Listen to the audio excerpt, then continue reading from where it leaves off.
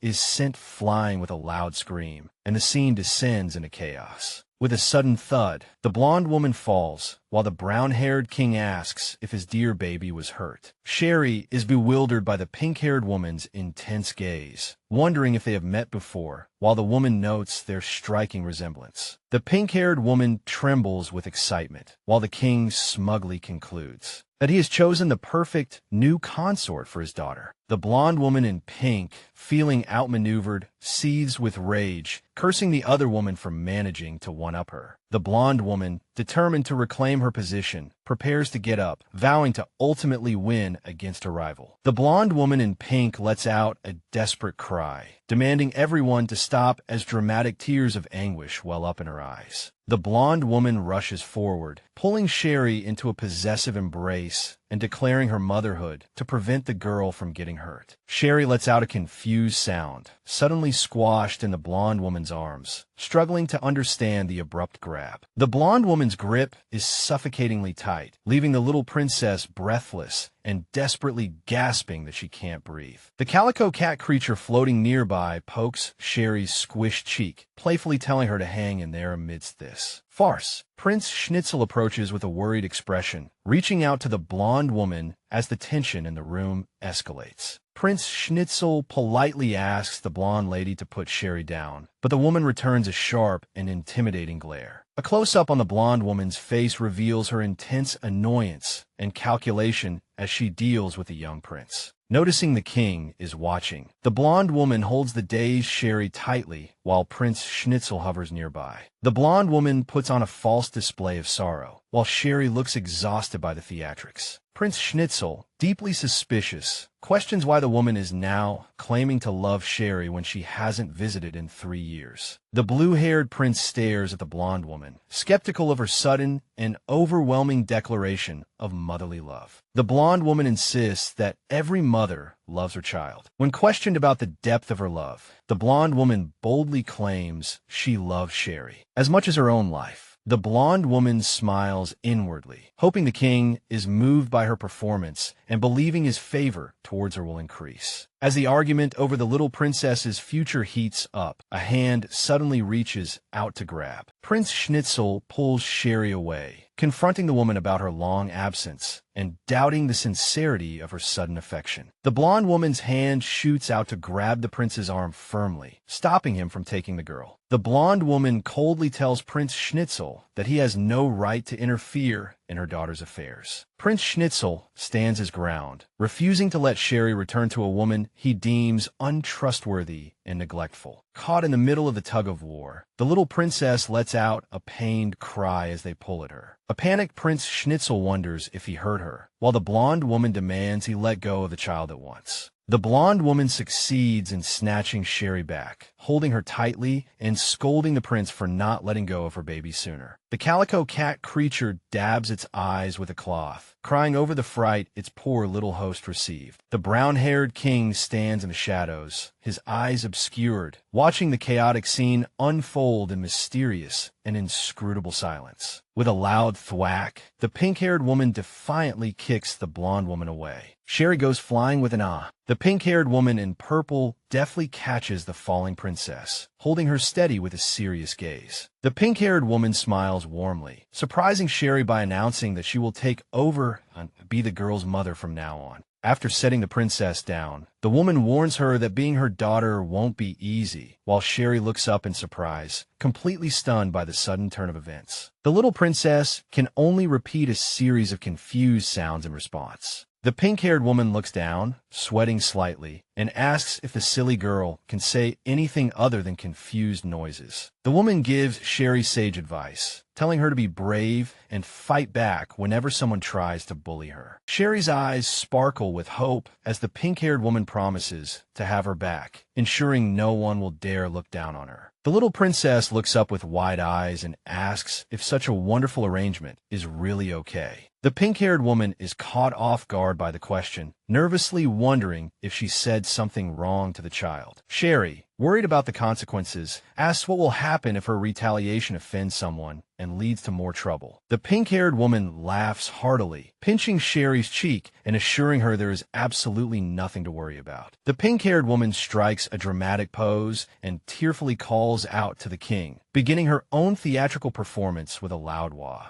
The woman clings to the king's leg, asking if he will stand up for them against bullies. Although the woman seems unreliable, Sheree watches the scene and realizes there is a strange sense of comfort and ease around her. The scene shifts to the grand palace at night. The palace stands tall and bright under the light of a crescent moon. The king is sitting on his bed reading, distracted by the sound of Sheree's laughter as she's being teased nearby. The king seems a little annoyed to hear the pink-haired woman scolding his beloved little baby, but he notices that Sheree doesn't seem upset. The pink-haired woman leads the smiling princess into the room, and the king observes their surprisingly pleasant relationship. Prince George watches this interaction from the hallway in amazement, his eyes wide and surrounded by sparkles. The pink-haired woman, realizing Prince George is still there, is annoyed by the little boys lingering. The pink-haired woman strikes a pose, while the king blushes and calls Sheree his dear little sweetheart. Sheree and the woman look up in confusion, baffled by the absurdly affectionate nicknames the king gives his daughter, while the woman's chibi avatar cries over the king's terrible naming sense as she strikes a sparkly pose. Sheree cheerfully runs to her father, letting out a happy cry as she approaches the brown-haired king. With a loud sound, the pink-haired woman does a spit-take in shock, realizing the king's affection was for Sheree. The king embraces his laughing daughter, while the pink-haired woman watches with a strange and unexpected sense of relief. Sheree nestles in her father's arms and praises the king, causing him to be momentarily stunned by the sudden display of affection. The brown-haired king is ecstatic over the compliment, proudly holding his precious blonde daughter. The king laughs heartily, lifting Sheree high and claiming he is indeed the best father in the world. Sheree expresses her fondness for the pink-haired woman, whose sudden, profound question catches the king off guard. The king falls to his knees in despair, realizing his daughter's praise was actually for the woman. Sheree quietly tells her father a secret, saying she has seen the pink-haired woman before somewhere. Before. The king looks confused, questioning how his daughter could have met a woman who just arrived at the palace. Sheree giggles mischievously, refusing to give details but insisting they have met before. As the woman strikes a dramatic pose, the king grows suspicious, wondering if this is all a calculated plan. The three of them stare at each other, each lost in their own confused thoughts, letting out a bewildered huh. Sheree falls into deep thought, letting out a soft and rubbing her chin as she tries to piece together fragmented memories. Suddenly, a light bulb flashes, and Sheree gets an idea, making the calico cat creature curious about her discovery. With a loud thwack, Sheree punches the cat, screaming in anger and blaming the useless system for showing up too late. Recalling the recent bullying and the terrifying fire, Sheree is furious that the cat failed to protect her. Sheree grabs the cat by its tail, demanding to know why it wasn't there during the dangerous moments. The cat creature sobs with dramatic tears, swearing it wasn't looking for a new host to replace her. Sheree continues her intense interrogation, shaking the sweating cat and demanding it never abandon her again. The cat cries loudly, wondering if Sheree's unstable soul has made her personality far more ferocious than anticipated. Sheree holds the cat firmly, her expression turning serious as she prepares to ask another grave question. The blonde girl asks the cat with a worried look if she has some kind of illness. Sheree asks if the original soul belonging to her body was sick, her eyes filled with genuine concern. The calico cat creature becomes nervous, sweating as it wonders if Sheree has finally realized the truth. Sheree admits she often feels disconnected from herself, unable to understand her own strange and impulsive actions. Recalling her aggressive behavior, Sheree worries she is not acting like herself, while the cat panics and tries to fabricate a lie.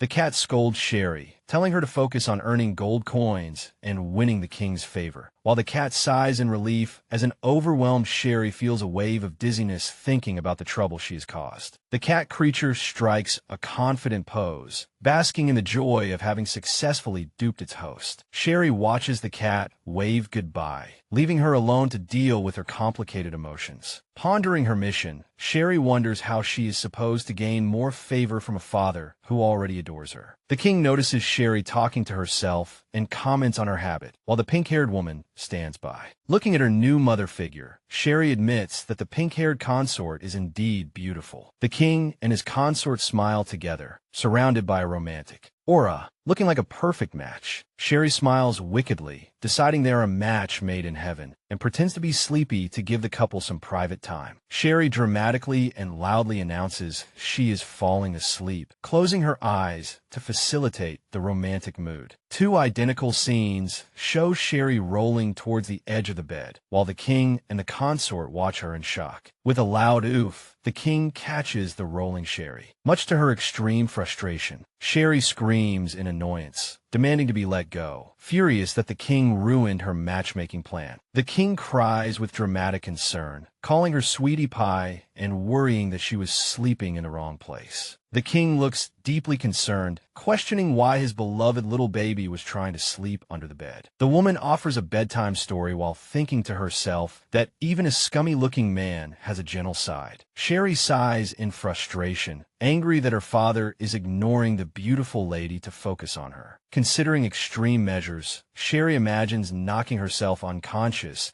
but realizes it would be too scary to actually do. The brown-haired king looks confused, waving his hand vaguely as he asks what could be scary. The king whips around and demands Sophie to explain why his beloved little baby looks so scared of her. Sophie puts on a tearful display, while her chibi avatar fumes at the scumbag's behavior. Sophie throws herself at the king, grabbing him tightly and loudly insisting that she absolutely did nothing to the child. The king forcefully shoves the woman away, while demanding to know why Sheree is still so scared. Sheree watches this from the bed, wondering if she can really win against such a foolish man. Sheree puffs up her cheeks and scolds her father, telling him to use his words instead of throwing Lady Sophie out. The king is instantly captivated by Sheree's adorable anger, his eyes turning into hearts as he gushes over her. The king holds his daughter and tells the pink-haired woman that she is no longer needed and should leave at once. Sophie freezes in place, her her eyes wide in shock as she processes the news of her dismissal. She left the room ruthlessly, rubbing her chin, while Sheree wondered how her father could be so foolish as to drive away such a radiant beauty. Sheree excitedly requested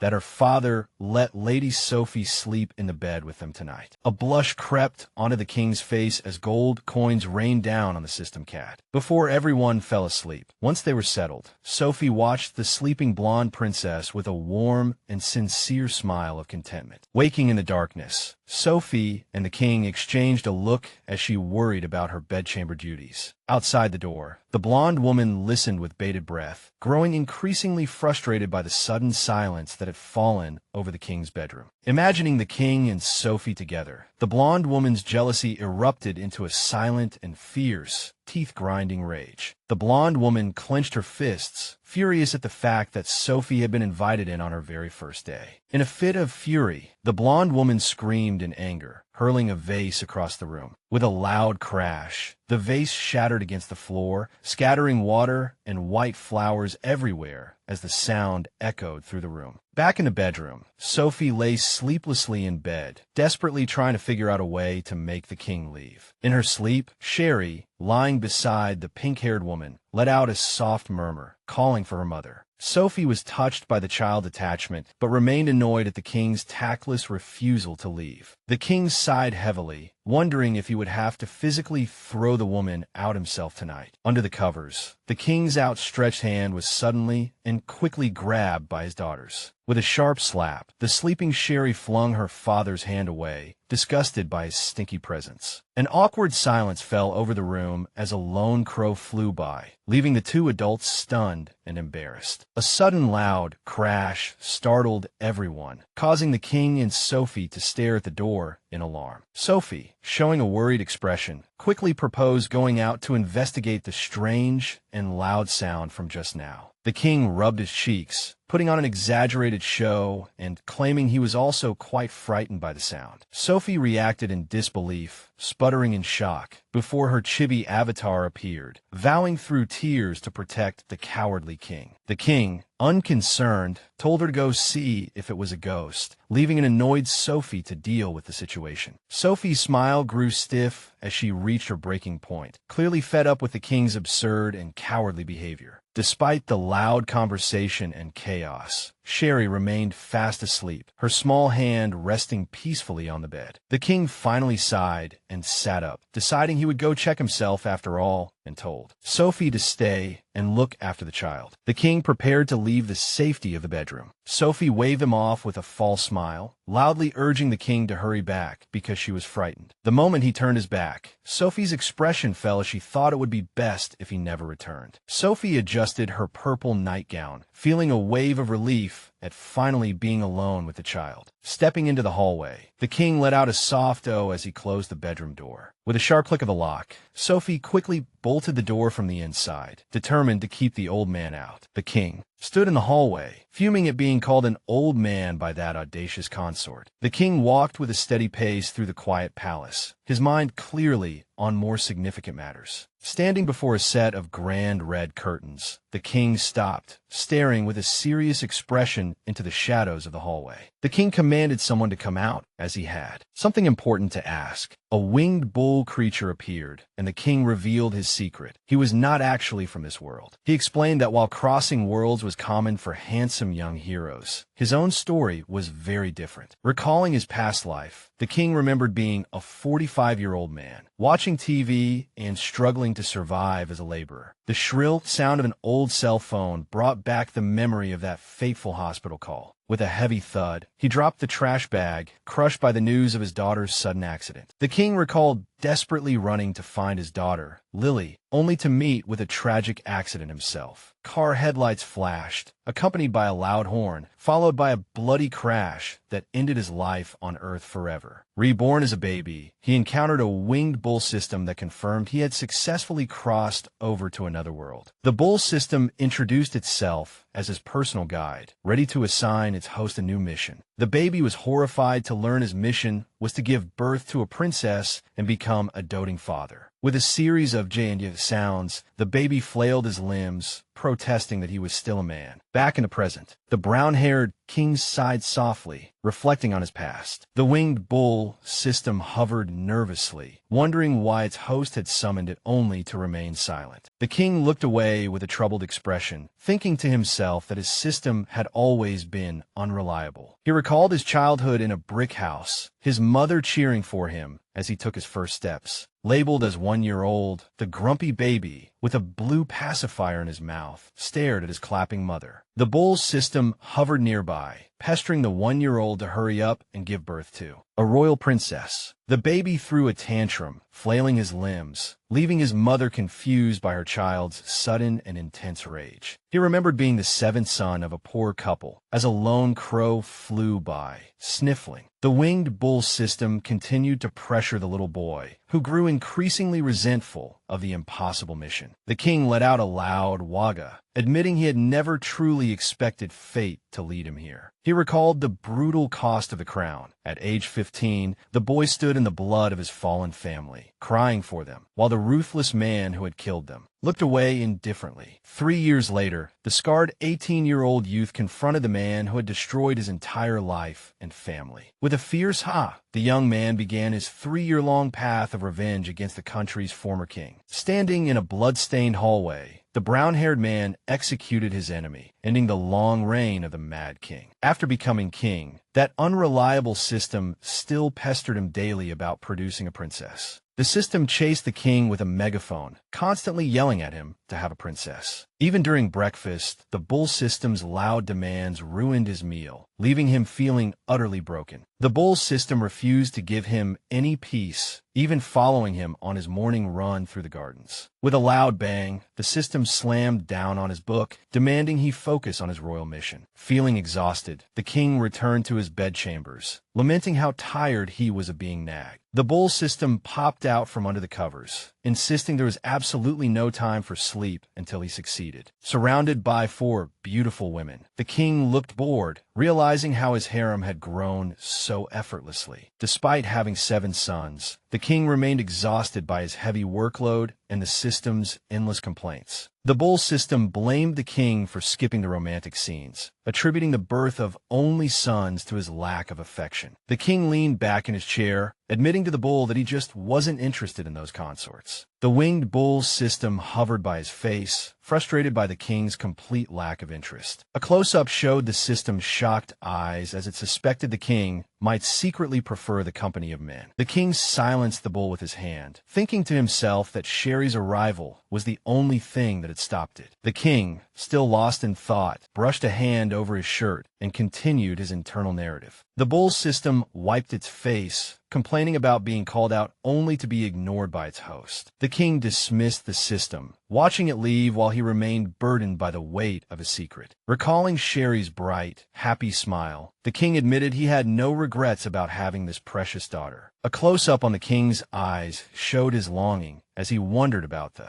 daughter from his past life. He asked about his daughter on Earth, but the system had already vanished, leaving the king to flare up in sudden anger. Outside in a sunny garden, the blonde Celine and the pink-haired Sophie sat together for a tense meeting. Celine politely apologized and poured a glass of wine, acting amiable to hide her true malice. Celine held out a hand to offer the drink, her voice calm as she presented the suspicious wine. Sophie smiled and accepted the glass, while her inner thoughts warned that it was surely poisoned. With a cheerful haha, Sheree ran toward the table, followed closely by a beaming blue-haired boy. The blonde princess asked if the 2 women were enjoying a lovely tea party. With a sudden, quick snatch, Sheree grabbed the wine glass from Sophie's hand, declaring that she was very thirsty. Celine shot to her feet in shock, screaming Sheree's name as her attempt to poison Sophie was foiled. Sheree smiled at her mother, Celine, while Celine's inner thoughts seethed with hatred at the child's unexpected appearance. Celine scolded Sheree for her lack of manners, trying to snatch the glass back from the child's hand. Sophie watched the scene unfold, wondering if Celine felt even a shred of conscience about the poisoned wine. A defiant Sheree yanked the glass away, mocking Celine's sudden and hypocritical attempt at discipline. Sheree continued her verbal assault, pointing out how Celine rarely visited or taught her anything. Pushed to her limit, Celine raised her hand to strike the girl as the blue-haired boy watched in horror. Sophie intervened, grabbing Celine's wrist and demanding to know what she thought she was doing to her own daughter. A close-up on Celine showed her in a state of intense hatred, her eyes flashing with a malevolent pink rage. Sheree playfully stuck out her tongue, insisting on drinking the wine despite her mother's frantic and suspicious warnings. Celine's expression turned cold and calculating as she realized Sheree had no idea she was holding poison. Celine feigned indifference, while Sheree taunted her mother further, declaring that Sophie was her favorite person. Celine secretly wished for Sheree's death, planning to blame